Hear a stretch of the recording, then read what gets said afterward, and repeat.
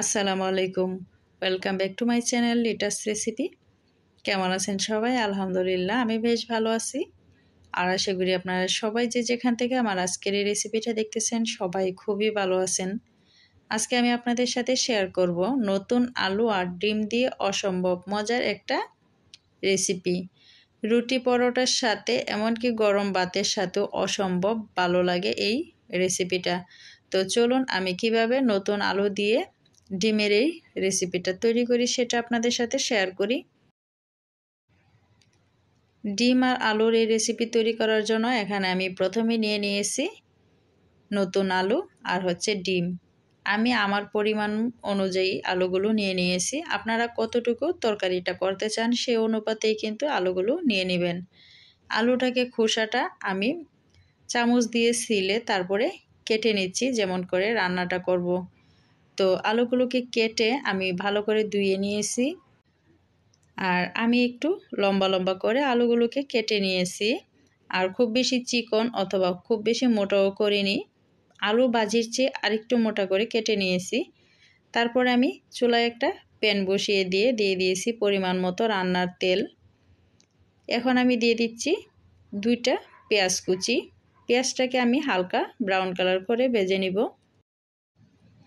পেঁয়াজটা আমার ভেজে নেওয়া হয়ে গেছে। এখন আমি দিয়ে দিচ্ছি 1 চা চামচ পরিমাণ আদা রসুনের পেস্ট। 20 সেকেন্ডের মতো একটু ভেজে নিচ্ছি। তারপরে এখন আমি দিয়ে দিব অল্প পরিমাণ পানি। পানিটা দিয়ে আর একটু নেড়ে চেড়ে এখন আমি দিয়ে দিচ্ছি বাকি মশলাগুলো। দিয়ে দিচ্ছি স্বাদ মতো লবণ, দিয়ে দিচ্ছি 1 চা চামচ পরিমাণ লাল মরিচের গুঁড়া। এখানে জালটা কম বেশি করে দিয়ে নিতে পারেন আপনার পছন্দ অনুযায়ী। দিয়ে দিচ্ছি 1 চা চামচ পরিমাণ হলুদ গুঁড়া, দিয়ে দিব 1 চা চামচ পরিমাণ ধনিয়ার গুঁড়া। এখন দিয়ে দিচ্ছি 1 চা চামচ পরিমাণ টালা জিরার গুঁড়া। তারপরে সমস্ত মশলাগুলো আমি ভালো করে একটু কষিয়ে নিব। মশলাটা কষানোর সময় অল্প করে পানি দিয়ে নিচ্ছি, এতে করে মশলাটা পুড়ে যাবে না। তো মশলাটা কিন্তু খুব ভালো করে কষানো হয়ে গেছে। আমি মাঝখান দিয়ে 2বার করে পানি দিয়ে কষিয়ে নিয়েছি। এখন আমি দিয়ে দিচ্ছি আগে থেকে কেটে নেওয়া নতুন আলু। ডিম আর আলুর এই রান্নাটা আপনি চাইলে পুরাতন আলু দিয়েও কিন্তু করতে পারেন।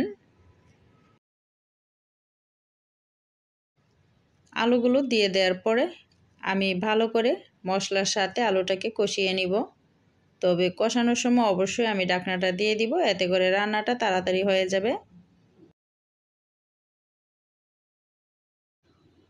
আলুগুলো মশলার সাথে ভালো করে কষানো হয়ে গেছে। আমি মাঝখান দিয়ে আরও আরেকবার নেড়ে দিয়েছিলাম। তো আলুটা সিদ্ধ হয়ে গেছে।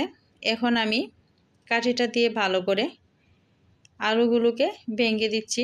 তবে সবগুলো আলু আমি ভাঙবো না, আপনি চাইলে কিন্তু আস্তেও রাখতে পারেন বা আলুগুলোকে সিদ্ধ করেও আপনি এই রান্নাটা করতে পারেন। তো বেশ অনেকগুলো আলুই আমি মাঝখান দিয়ে ভেঙে টুকরো করে ফেলেছি। তারপরে পরিমাণ মতো পানি দিয়ে দিয়েছি। এখন ঢাকনা দিয়ে রান্না হওয়া পর্যন্ত অপেক্ষা করব। আলুটা রান্না হতে হতে এদিক দিয়ে আমি ডিমটাকে রেডি করে নিচ্ছি। একটা বাটিতে আমি 2টা ডিম নিয়ে নিচ্ছি। ডিমের পরিমাণটা আপনারা একটু চাইলে বাড়িয়ে নিতে পারেন। ডিমের সাথে এখন আমি দিয়ে দিব সামান্য পরিমাণ লাল মরিচের গুঁড়া আর সামান্য পরিমাণ লবণ। জাস্ট শুধু এখানে ডিমটাকে একটু স্বাদ করবে সেজন্যই। তাছাড়াও আপনি চাইলে কিন্তু এখানে পেঁয়াজ কুচি, ধনেপাতা কুচি, কাঁচামরিচ দিয়েও ডিমটাকে রেডি করতে পারেন।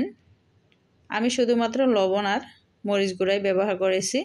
ভালো করে ডিমটাকে মিশিয়ে নিয়েছি লবণ আর মরিচের সাথে। চুলায় একটা কড়াই বসিয়ে দিয়েছি আর কড়াইটা বসিয়ে দিয়ে আমি দিয়ে দিয়েছি 2 টেবিল চামচ পরিমাণ রান্নার তেল। এই অবস্থায় চুলার আঁচটা একদম লো করে রেখেছি। তারপরে আমি লাল মরিচের গুঁড়া আর লবণ দিয়ে যে ডিমটাকে ফেটিয়ে রেখেছিলাম ডিমটা দিয়ে দিলাম। এখন ঢাকনা দিয়ে দিব আর চুলার আঁচটা একদম লো করে রেখে দিব। তারপরেই দেখতে পারবেন আমি আজকে কিভাবে ডিমটা রেডি করি। 5 মিনিট পর ঢাকনাটা খুলে আমি দেখে নিচ্ছি। তো দেখুন ডিমটা কিন্তু অনেকটা ফুলে উঠেছে, মনে হচ্ছে যে কেক। সত্যি কথাই এভাবে যদি আপনি ডিম দিয়ে তরকারি রান্না করেন তাহলে অনেক টেস্টি হয়, কারণ ডিমের ভিতরে রসটা ঢুকে আর ডিমের স্বাদটাকে অনেক দ্বিগুণ করে তোলে। তারপর আবারও ঢাকনা দিয়ে আমি নিচের পাশটাকে 5 মিনিট রান্না করে নিয়েছি। ডিমটা কমপ্লিট হয়ে গেছে। এখন আমি কেটে ছোট ছোট টুকরা করে নিচ্ছি।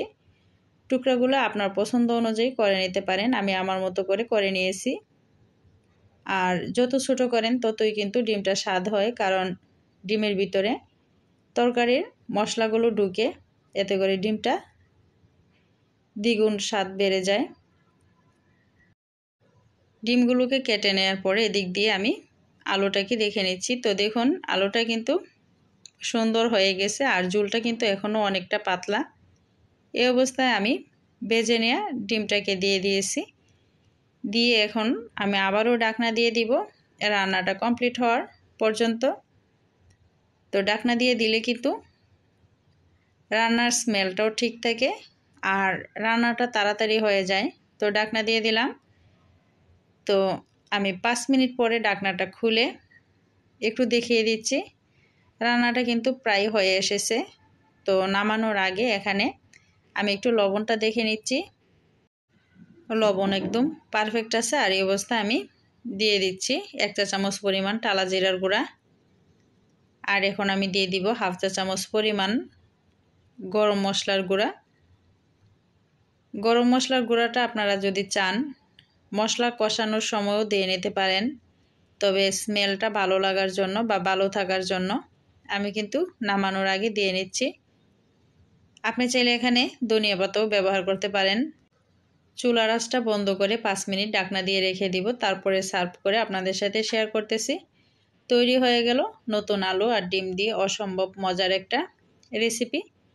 আশা করি আমার আজকের এই রেসিপিটা আপনাদের ভালো লেগেছে। যদি ভালো লেগে থাকে আমার চ্যানেলটা সাবস্ক্রাইব করে সাথে থাকা বেল আইকনটা অল করে দিবেন।